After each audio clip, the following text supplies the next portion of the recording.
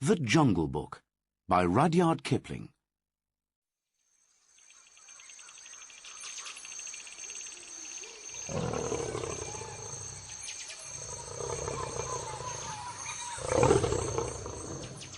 Chapter 1.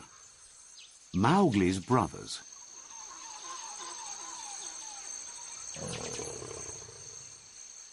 One very warm evening in the Seoni Hills in southern India, Father Wolf woke up from his day's rest. Next to him lay Mother Wolf, with their 4 cubs beside her. "It's time to look for food," said Father Wolf, and he stood up to leave the cave. "Good luck," said a voice. It was the jackal, Tabaqui, who eats everything and anything, even pieces of old clothes from the villages. The wolves of India do not like him, because he runs around making trouble and telling bad stories about them. "Shere Khan, the tiger, is coming to look for food here," said Tabaqui. "He can't," cried Father Wolf. "By the law of the jungle, he must tell us first, before he comes here to hunt." "Shere Khan has a bad leg, so he can kill only cows. In the village near him, the people are angry. That is why he is coming here, to start hunting in a new place. Listen, you can hear him now," said Tabaqui. "He is a stupid animal," said Father Wolf, and he listened to the angry noise of a tiger who has not eaten. "No one will find anything to eat in the jungle now." "But Shere Khan is hunting man, not animal, tonight," said Tabaqui. "The law of the jungle says that animals must not hunt man, because man-killing brings men with guns. Then everybody in the jungle is in danger." Father and Mother Wolf listened to Shere Khan in the jungle not far away. Then, suddenly, they heard a noise much nearer to them.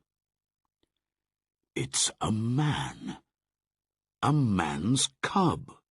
Look," said Father Wolf. And there, in front of them, stood a baby who could just walk.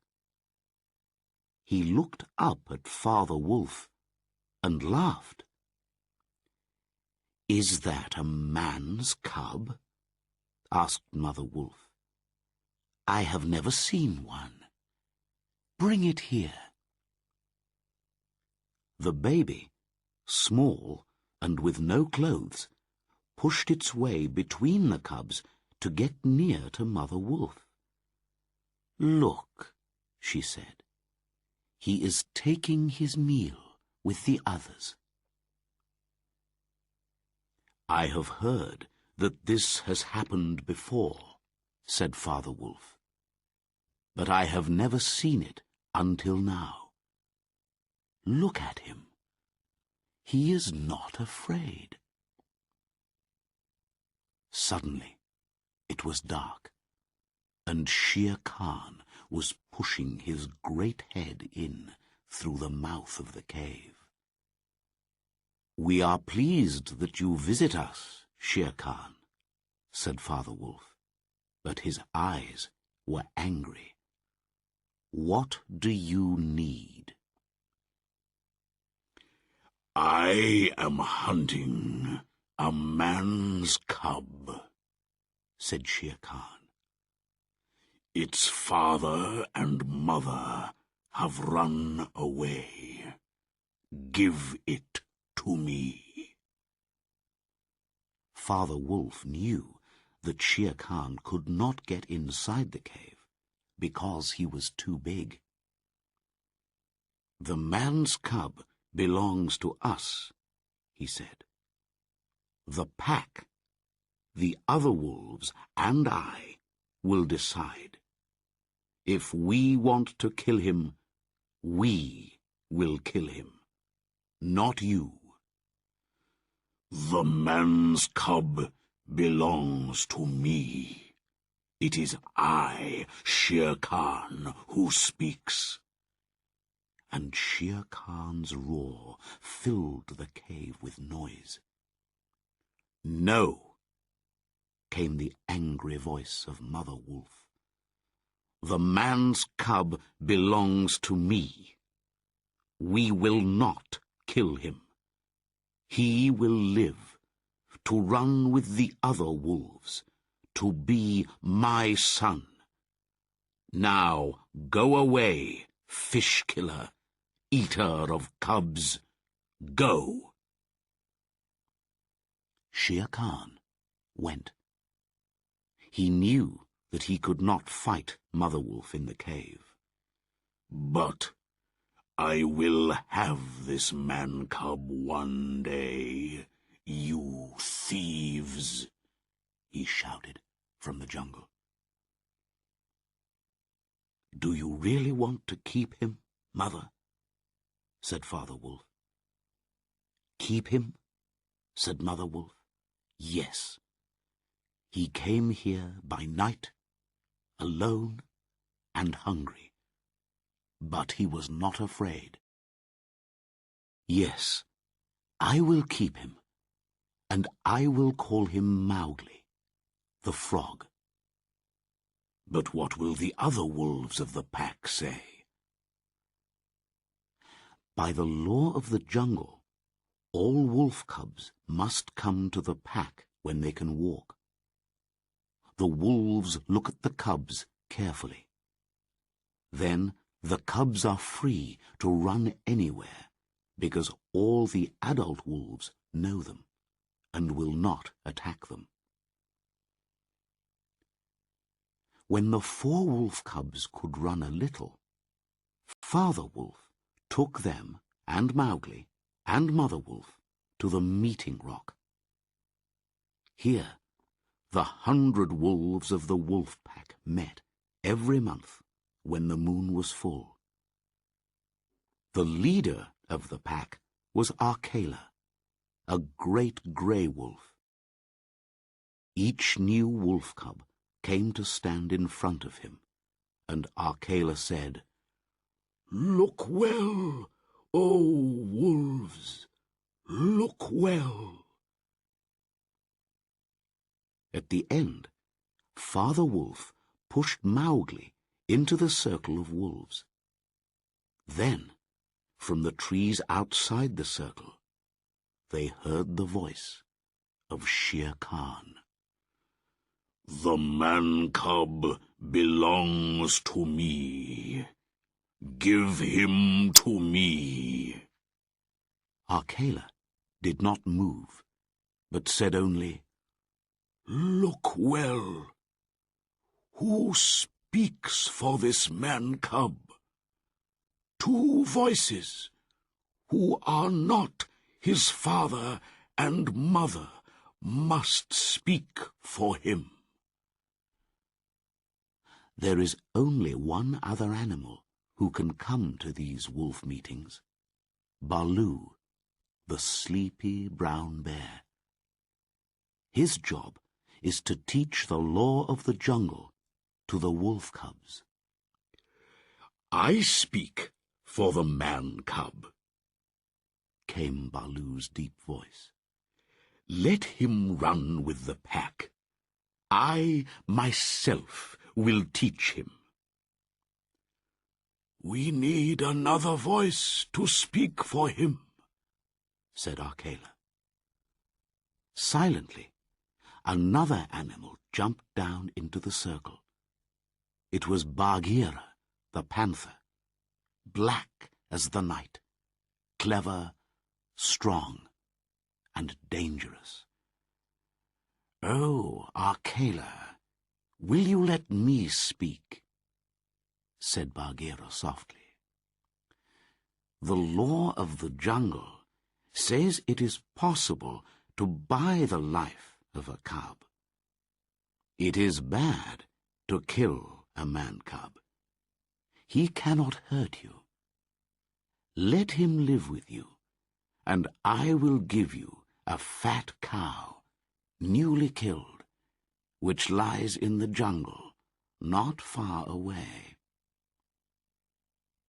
The voices of the wolves replied, "Let him live." They were always hungry, and they wanted to get the dead cow. Soon they went away, and there were only Akela, Bagheera, Baloo, and Mowgli's wolf family left. They could hear the angry roars of Shere Khan in the night. "It is good," said Akela. "Men are clever. Perhaps this man-cub will help us when he is older. Take him away," he said to Father Wolf, "and teach him well." And so, because of Baloo's good word and the present of a cow, Mowgli now belonged to the Seeonee wolf pack. The story of Mowgli's life among the wolves fills many books. But we must jump 10 or 11 years now. Father Wolf, Baloo, and Bagheera taught Mowgli well, and he learnt everything about the jungle. He knew the meaning of every sound in the trees, of every song of the birds, of every splash in the water.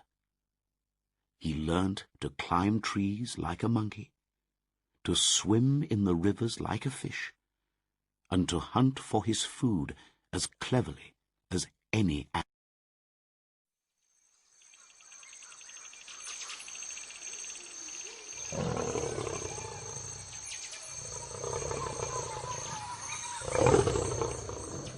Chapter 2. The Monkey People.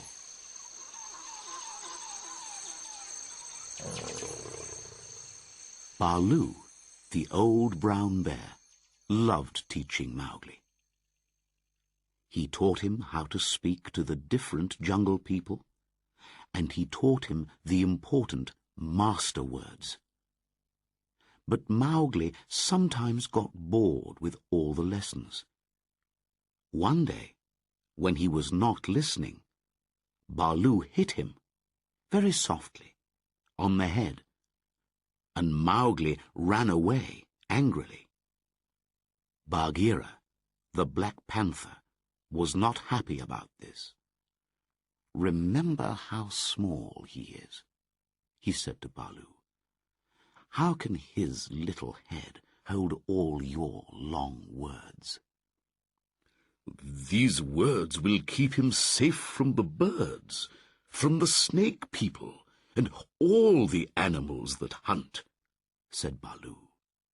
"It is true that he is only small, but no one will hurt him if he remembers all the master words. Come, Mowgli," he called into the trees. "Come and say the words again." Mowgli climbed down from a tree and came to sit next to them. "I will say the words to Bagheera, not you, fat old Baloo," he said crossly. "Very well," said Baloo sadly. "Say the words for the hunting people." "We are of one blood, you and I," said Mowgli. "Good. Now for the birds. Mowgli said the same words, but with the sound of a bird. Now for the snake people, said Baloo. Mowgli then made the long s sound, which was like no other noise, only the noise of a snake. Good, said Baloo gently. One day you will thank me for my lessons. Now you will be safe in the jungle, because no snake, no bird, no animal will hurt you. You do not need to be afraid of anyone. And I shall have my people and go with them high up in the trees, shouted Mowgli. What did you say, Mowgli? Asked Baloo, surprised. Have you been with the Bandar log, the monkey people? Mowgli could hear that Baloo was angry, and he saw too that Bagheera's green eyes were cold and hard. When Baloo hurt my head, said Mowgli, I went away, and the grey monkeys came down from the trees and talked to me. They were kind to me and gave me nice things to eat. Then they took me up into the trees. They said that I was their brother, and they wanted me to be their leader one day. Why have you never told me about the monkey people? Bad old Baloo. They play all day and don't do lessons, and I will play with them again. Listen, man-cub, said Baloo angrily. I have taught you the law for all the jungle people, but not for the monkey people. They have no law. Their ways are not our ways. They are noisy and dirty, and they think that they are a great people. But then they forget everything. The rest of the jungle people do not talk to them, or even think about them. Remember what I tell you. Mowgli listened and was sorry. But all this time, the Bandar log were above them in the trees, listening and watching. They followed Mowgli and his friends through the jungle until it was time for the midday rest. Mowgli lay between his friends and went to sleep, saying, I will never talk to or play with the monkey people again. When he woke up, he was high in a tree, and there were hands holding his legs and arms, hard, strong little hands. Down below, Baloo was shouting angrily, and Bagheera was trying to climb up the tree, but he was too heavy for the thin branches. The monkeys, shouting and laughing, carried Mowgli between them and began their journey along the monkey roads, which are high in the trees. It was a wild, exciting journey. The monkeys jumped from treetop to treetop, crashing through the leaves and branches. At first, Mowgli was afraid of falling, but then he began to think. He must tell Baloo and Bagheera where he was. High up in the blue sky, he saw Chil, the kite. The big bird saw that the monkeys were carrying a man-cub. He flew down to look, and was surprised to hear the bird call of the kites. We are of one blood, you and I. Who are you? Called Chil. Mowgli, the man-cub, came the reply. Watch where they take me, and tell Baloo and Bagheera. I will, called Chil, and he flew high above the trees and watched with his far-seeing eyes. Monkeys can travel fast when they want to, and by now Baloo and Bagheera were a long way behind.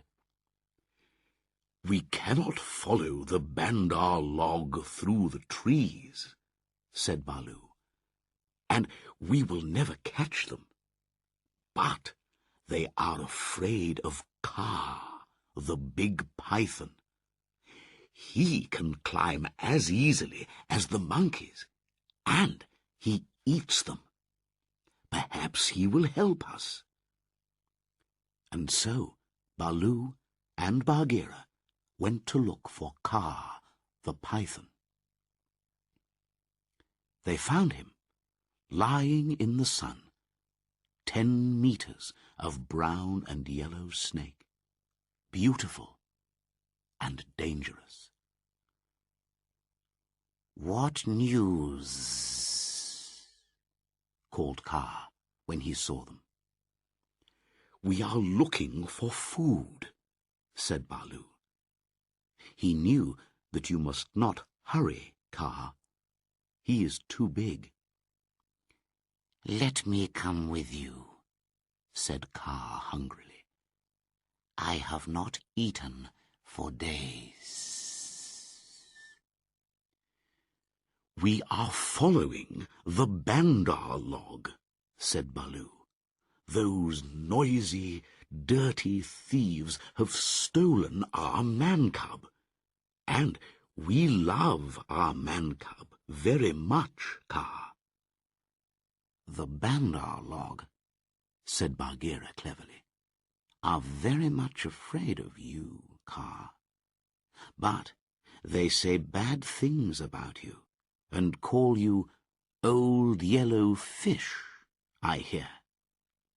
Tss, tss, said Kaa. I will teach them not to call me bad names. Where did they take your man-cub? They will be tired of him quickly, and that is bad for him. Up, up, look up, Baloo. Baloo looked up and saw Chil the kite, high in the sky. What is it? Called Baloo. I have seen Mowgli the man-cub with the Bandar log. He knew the master word. They have taken him to the Monkey City, the lost city. Baloo and Bagheera knew of the Monkey City. Men lived there once, but they left hundreds of years ago. Nobody went there now, only the Bandar log. We must leave at once, said Bagheera. It is a long way. I will come as fast as I can, said Baloo. But you and Kaa can go faster. I will follow you. The lost city was very old.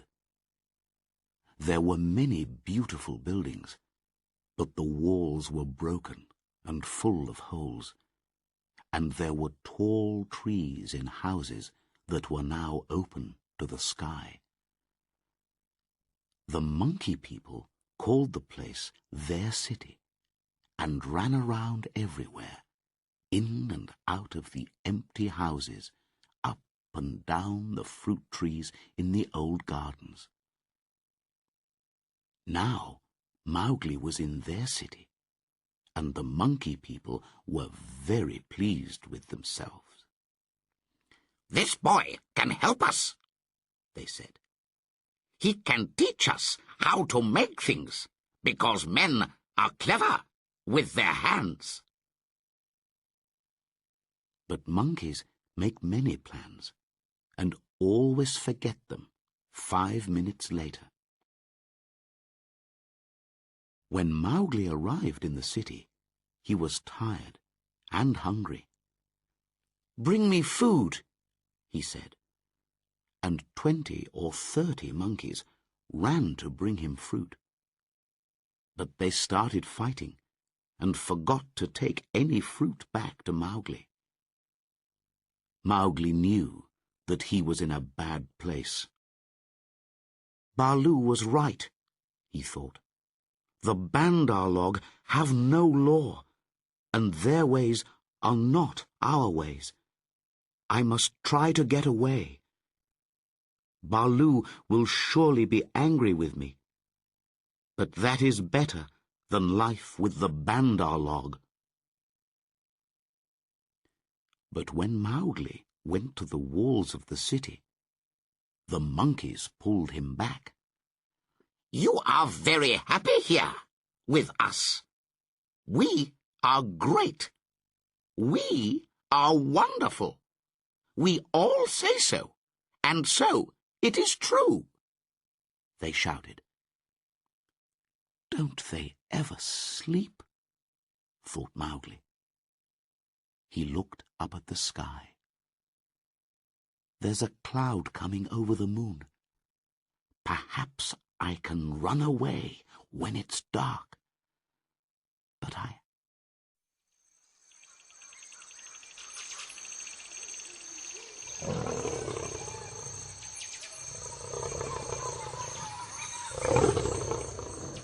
Chapter 3. Kaa's Hunting.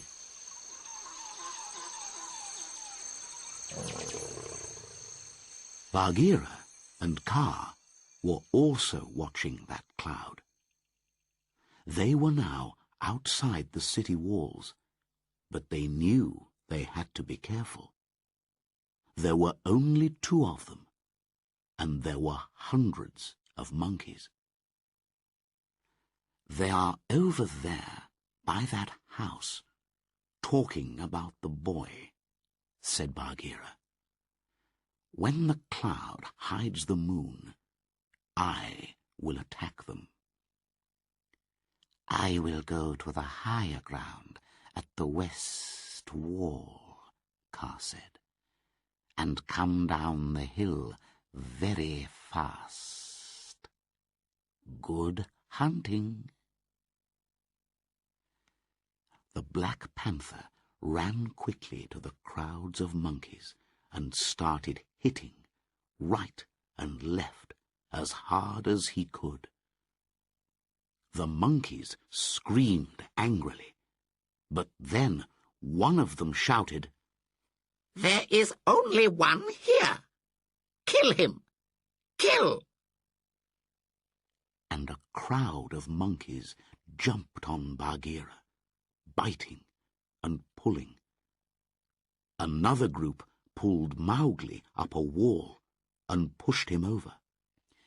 He fell down into a dark room which had no doors or windows, and he could not get out. "Stay there," shouted the monkeys, "until we have killed your friend, and then we will play with you, if the snakes leave you alive." Mowgli heard hissing sounds in the darkness around him. "We are of one blood, you and I," he said, quickly giving the snake's call. "Sss," the snakes replied. "We will not bite you, but stand still, little brother, because your feet can hurt us." Mowgli stood very still and listened to the fight around Bagheera. For the first time ever, the big panther was fighting for his life.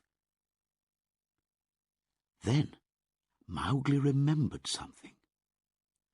There was a big tank of water near one of the buildings. "Go to the tank, Bagheera! Get to the water!" Bagheera heard, and he knew that Mowgli was safe. Suddenly he felt stronger, and he pulled himself slowly to the tank, fighting against the crowds of monkeys. Then Baloo came running in from the jungle, shouting, "Bagheera, I am here!" At once the monkeys jumped on him, and the bear started to hit them with his great strong arms. Mowgli heard a splash when Bagheera jumped into the tank. The monkeys were afraid of water and could not follow him there, but they stood all round the sides, ready to jump on him if he tried to get out and help Baloo. And where was Kaa all this time?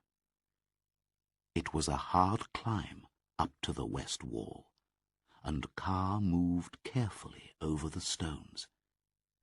Now he came down the hill very quickly, hungry and wanting to kill. Kaa was 10 meters long, heavy and strong. He went silently into the crowd of monkeys around Baloo, and he did not need to hit twice. When they are very young, monkeys are told about Kaa, the silent thief who can kill the strongest monkey. All monkeys are afraid of Kaa. Now they ran, with shouts of, "It's Kaa! Run! Run!" Then Kaa opened his mouth for the first time and spoke one long, hissing word. The monkeys were suddenly silent and still, and nothing moved in the city. Bagheera pulled himself out of the tank. "Get the man-cub out and let us go," he said. "I can't fight any more, and the monkeys will attack us again." "They will not move until I tell them to move," said Kaa. "Oh, we must thank you, Kaa. We could not do it without you," said Baloo. "I am happy to help. Where is the man-cub?" said Kaa. "Here, in this room, but I cannot get out." "Take him away," called the snakes around Mowgli. "He dances around too much, and he will stand on us." "Stand back, man-cub," said Kaa. "I will break the wall." With 2 meters of his heavy body off the ground, Kaa hit the wall very hard, 5 or 6 times. A hole opened, and Mowgli jumped quickly through it. He ran and put his arms around Baloo and Bagheera. "Are you hurt?" asked Baloo. "Not much," said Mowgli, "but the Bandar log have hurt you badly, my friends." "It is nothing," said Baloo, "but you must thank Kaa. He has done much for you tonight." Mowgli turned and saw the head of the great python. So, this is the man-cub, said Kaa. He is like the Bandar log, but not the same. Be careful, man-cub, that I do not make a mistake when I am hunting monkeys. We are of one blood, you and I, Mowgli answered. You have given me my life tonight. When I kill, it will be for you, if you are hungry. Well spoken, said Baloo. You are brave, young man, said Kaa, and you speak well. Now, go with your friends. The moon is going down. You must not see what will happen here next. Kaa went softly out in front of the lines of sitting monkeys and began to dance. His head moved from right to left, and his long body turned this way and that way, making circles that changed every second. Slowly, never hurrying, Kaa danced in front of the monkeys. Baloo and Bagheera stood and could not move. Mowgli watched and did not understand. Bandar log, said the deep voice of Kaa at last. Can you move? Without a word from you, Kaa, we cannot move. Come nearer to me, said Kaa. The lines of monkeys came nearer, and Baloo and Bagheera walked forward too. Nearer, hissed Kaa, and they all moved forward again. Mowgli put his hands on Baloo and Bagheera to get them away, and the two animals woke up. Keep your hand on me, Mowgli, whispered Bagheera, or I will go back to Kaa and walk into his mouth. It's only old Kaa dancing, said Mowgli. Let us go. And the three of them went away into the jungle. A python's dance is dangerous to watch, said Baloo. Even for us. Kaa will have good hunting tonight. And now, Mowgli, said Bagheera angrily, Baloo and I have fought hard for you. The monkeys have bitten us, and pulled us, and hit us, and all this, man-cub, was because you played with the Bandar log. It is true, said Mowgli sadly. I am a bad man-cub. The law of the jungle says we must punish you, said Bagheera. Baloo was happy that Mowgli was safe and with them again, but he could not speak against the law. It is right to punish me, said Mowgli. I did wrong. Bagheera hit him. Very softly for a panther, but very heavily for a little boy. Mowgli did not cry. Now, said Bagheera, jump on my back, little brother, and we will go home. One of the good things about jungle law is that after you were punished, the matter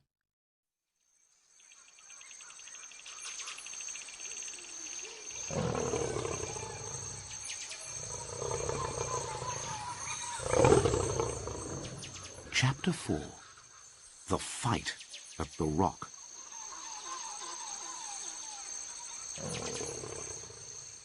Mowgli always went to the meetings of the wolf pack, and there he learnt something new one day. If he looked hard at any wolf, the wolf could not meet his eyes and looked away. Mowgli thought this was funny. He did not understand that he was different from the wolves. All the jungle people were his friends, but not Shere Khan, of course. Mother Wolf told him that the tiger wanted to kill him. "One day, you must kill Shere Khan. If you don't kill him, he will kill you." But Mowgli forgot. He was only a boy, not a wolf. Shere Khan still came often to that part of the jungle. Akela was older now, and not so strong, and Shere Khan made friends with some of the younger wolves. Akela could not stop them, and Shere Khan began to make trouble for Mowgli. "I hear you can't look into the man-cub's eyes," he said, laughing to the young wolves. And the young wolves began to get angry. Bagheera, who had eyes and ears everywhere, knew something of this and told Mowgli.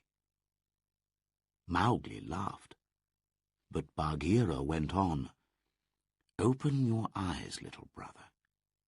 Remember that Akela is old, and he will not always be the leader of the pack.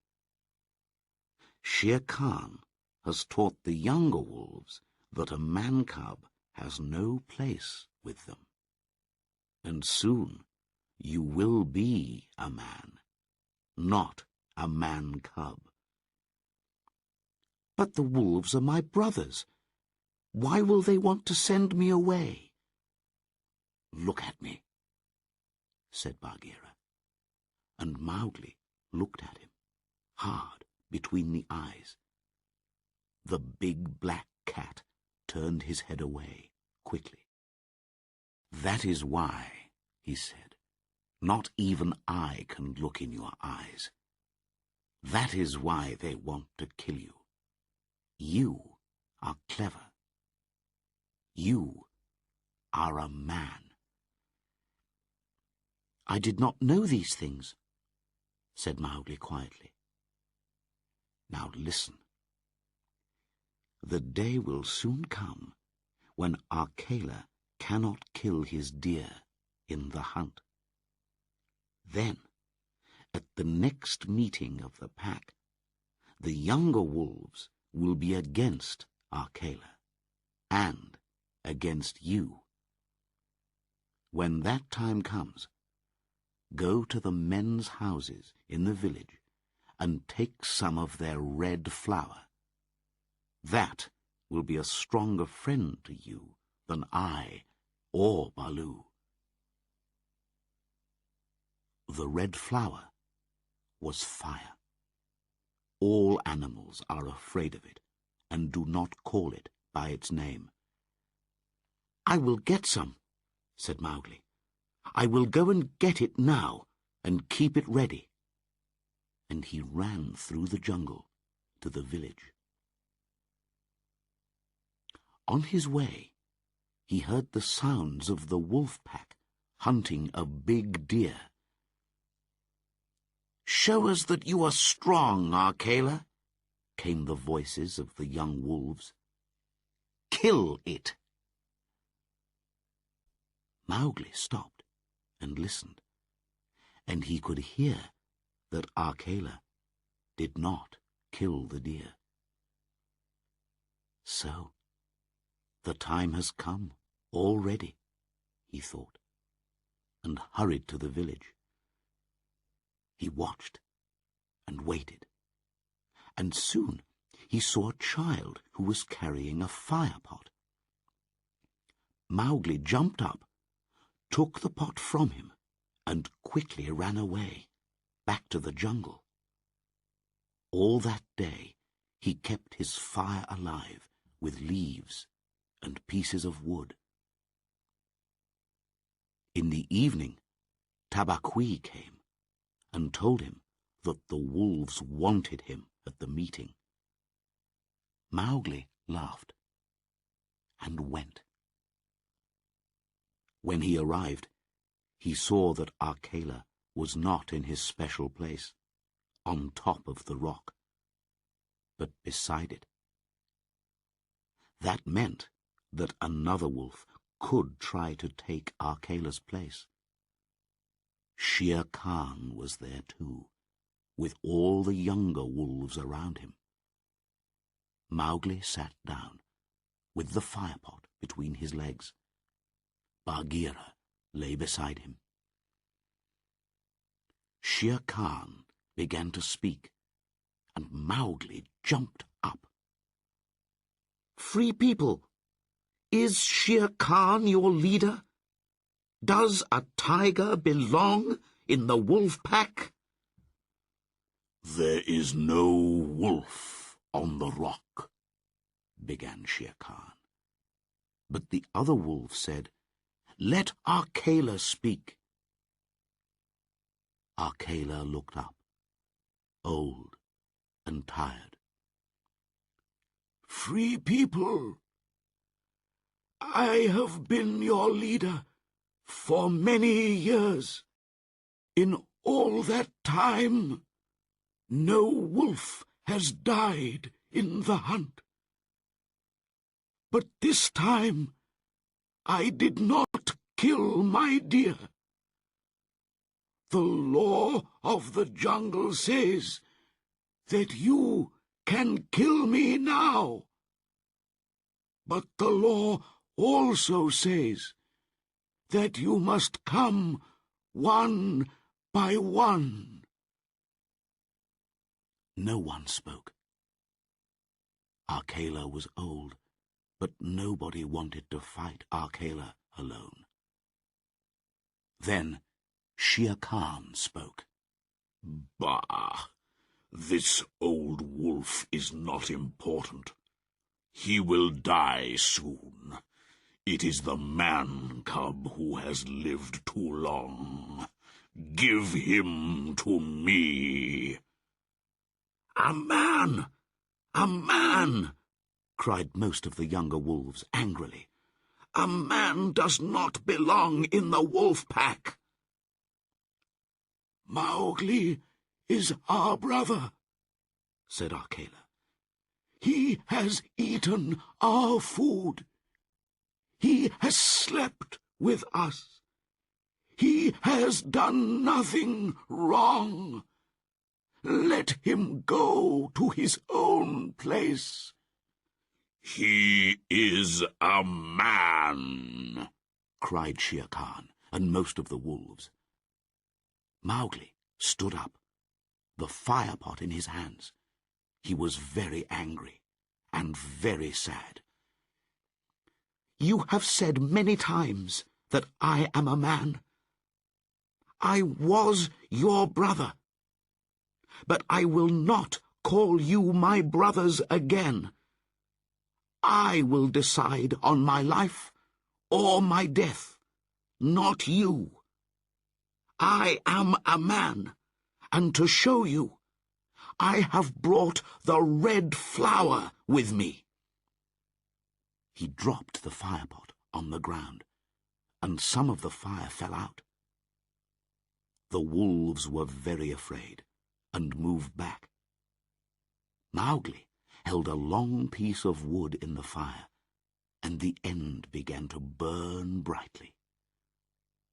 "You are the leader now," said Bagheera softly. "Help Akela. He was always your friend." "Good," said Mowgli. He looked at the frightened wolves. "I go from you to my people. the world of men. But first—" and Mowgli went to Shere Khan. "This killer of cows wanted to kill me. This is what men do to killers of cows." And he hit Shere Khan on the head with the burning stick. The tiger was very frightened. "Go now," said Mowgli to Shere Khan. "The next time I come to this rock, it will be with your dead body. I tell you this also, my brothers. You will not kill Akela, because I do not want that. Akela is free to live." And Mowgli jumped at the young wolves with his burning stick, and they all ran away. In the end, there were only Akela, Bagheera, and a few older wolves left. Then something began to hurt Mowgli, inside him, and, for the first time in his life, tears ran down his face. "What is it? What is it? Am I dying, Bagheera?" "No, little brother. You are a man, and these are men's tears. But you must go. The jungle is closed to you now." "Yes," said Mowgli. "I will go to men. But first I must say goodbye to my mother." And he went to the cave and cried on Mother Wolf's coat. "You will not forget me?" Mowgli said to his wolf family. "Never," said his wolf brothers.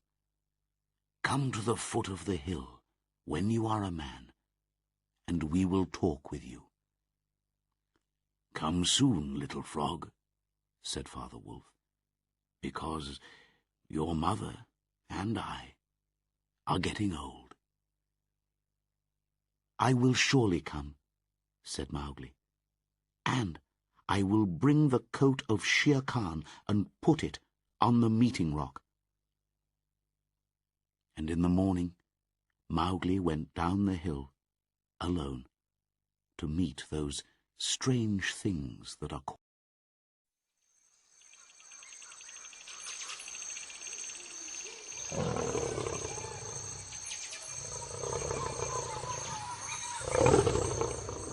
Chapter 5. Tiger, Tiger.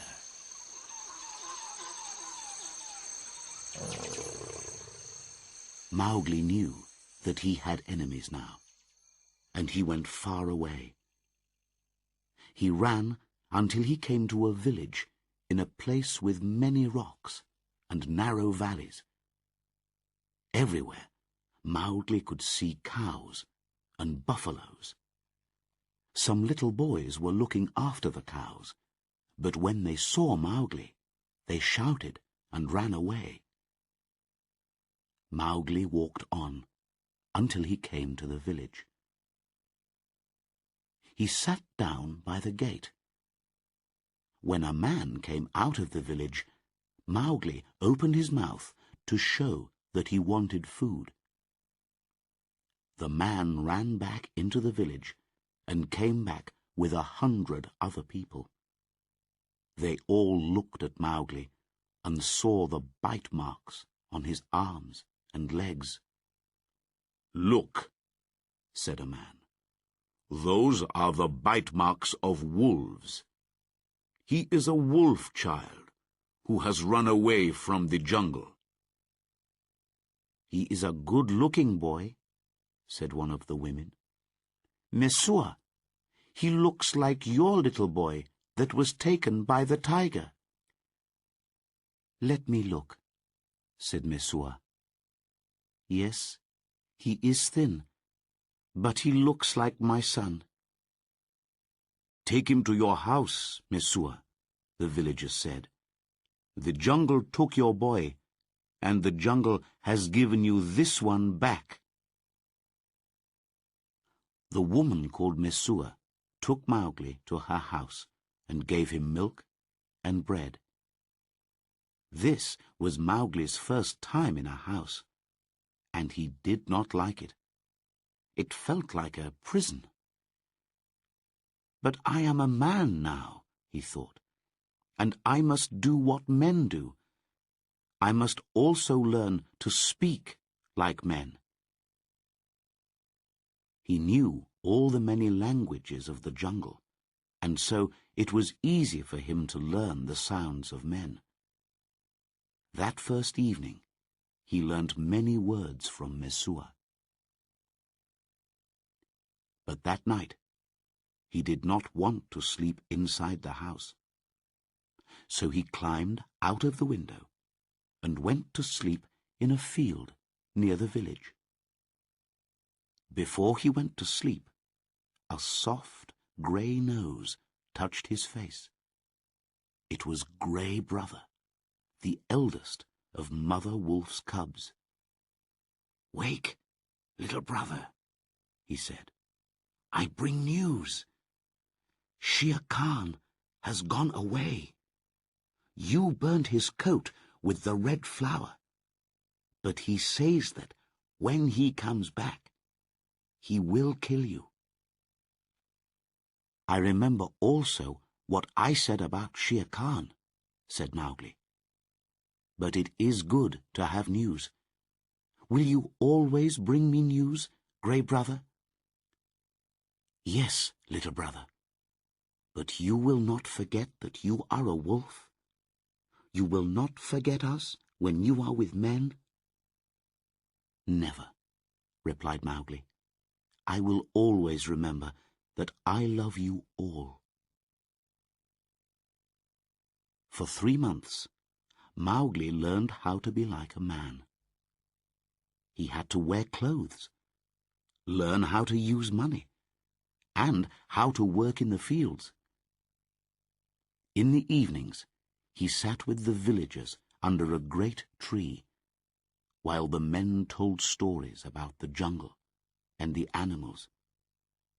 Once, when Buldeo, the village hunter, told a story about a tiger, Mowgli had to hide his face because he was laughing. At the end, he said, "Buldeo's stories are stupid. He knows nothing about the jungle." The villagers did not like this, and after that, they sent Mowgli out every day with the other boys to look after the herds of cows and buffaloes while they ate. Mowgli enjoyed this work, and usually went on alone with a big group of cows and buffaloes. One day, he saw Grey Brother under a tree near the jungle. "Shere Khan has come back, but he is hiding for a while. Then he is coming to kill you," said Grey Brother. "Very good," said Mowgli. "Tell me when he comes. Meet me at the river by the big dak tree with golden flowers. I will watch for you there every day." Day after day, Mowgli went out with the herds, but there was nobody at the dak tree. Then, at last, the day came when Grey Brother was waiting for him. "Shere Khan has waited for a month, and is hoping that you have now forgotten about him," said the wolf. "He's going to wait for you at the village gate this evening. But now he is hiding in the big dry ravine of the Waingunga. I met Tabaqui this morning." Here, Grey Brother showed his teeth a little. "And before I broke his back, he told me all about Shere Khan's plan." Has Shere Khan eaten today, or does he hunt empty? The answer was life or death for Mowgli. He killed and ate this morning, and he has drunk too. How stupid he is, said Mowgli. Does he think that I shall wait until he has slept? He stood and thought for a while. The ravine of Waingunga. I can take the buffaloes round to the top end and chase Shere Khan down the ravine. After a meal, he cannot fight or climb easily.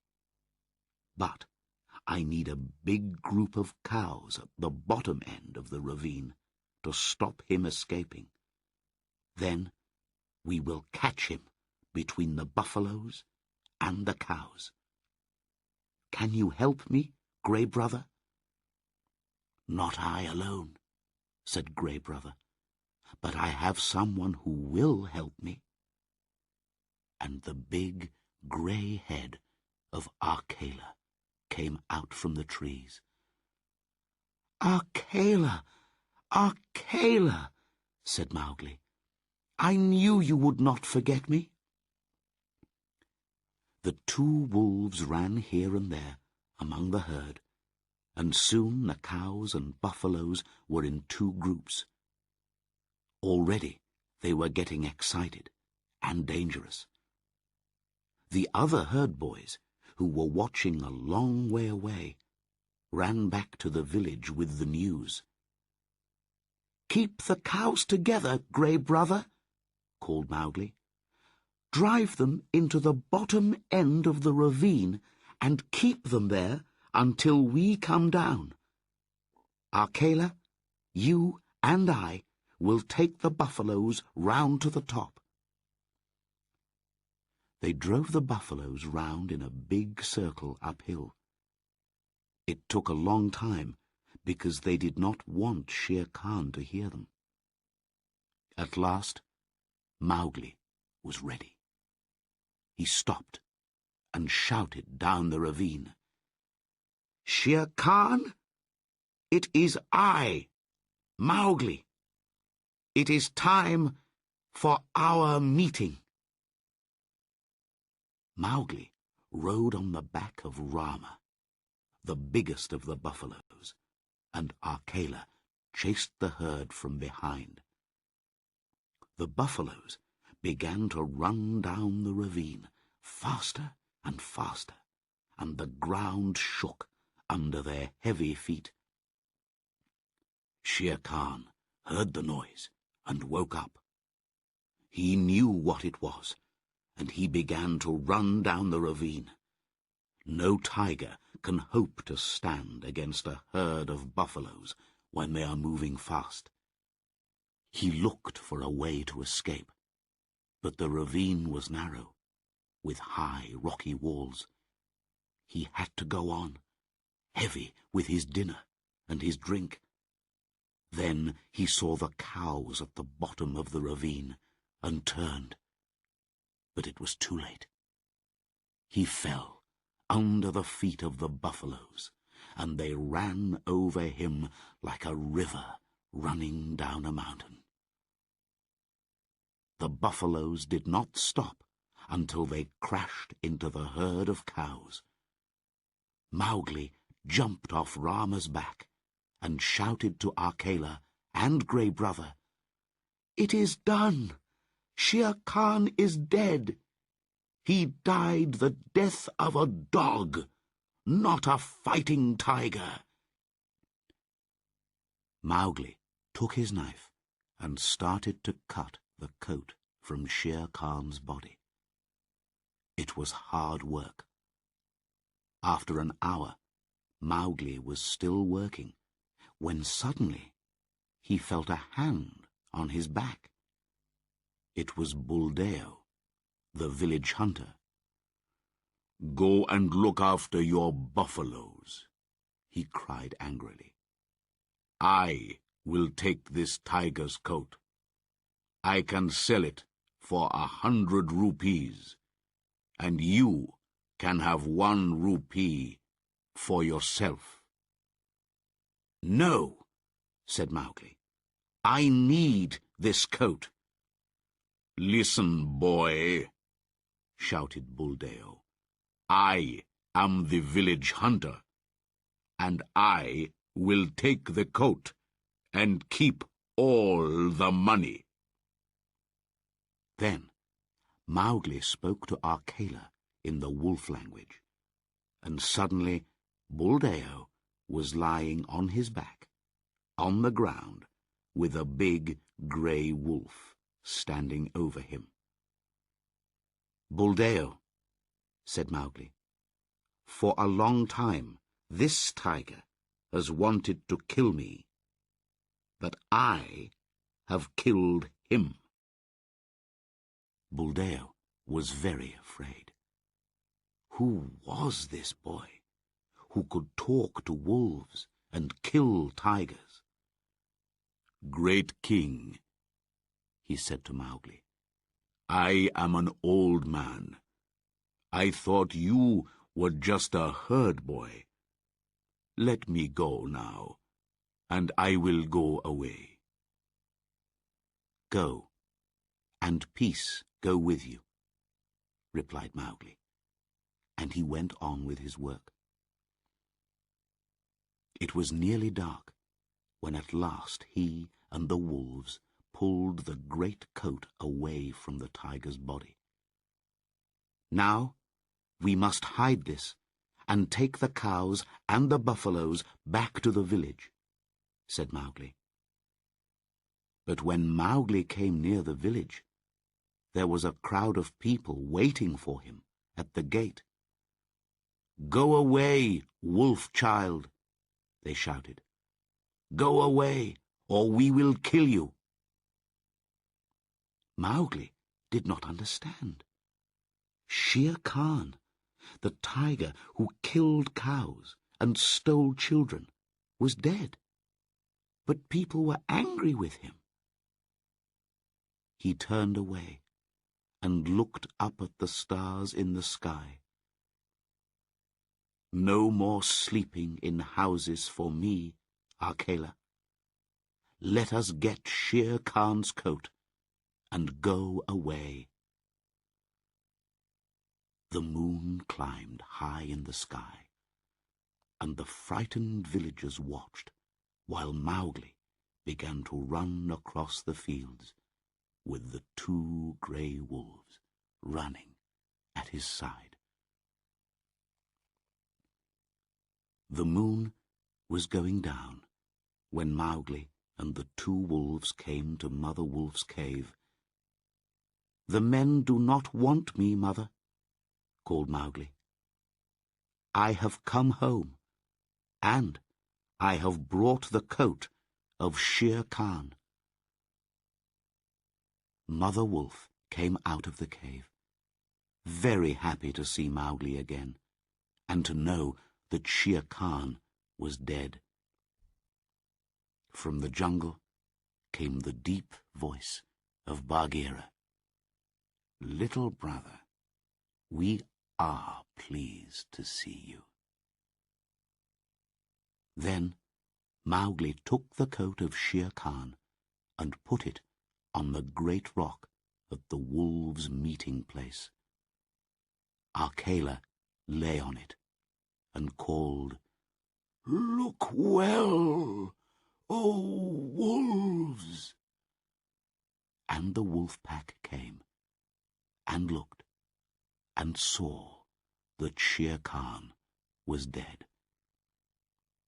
"Now," said Mowgli, "I do not belong to the wolf pack or to the man pack. I will hunt alone in the jungle. And we will hunt with you," said Grey Brother, and the rest of Mother Wolf's cubs. And Mowgli went away into the jungle and lived and hunted with his brothers, the wolves.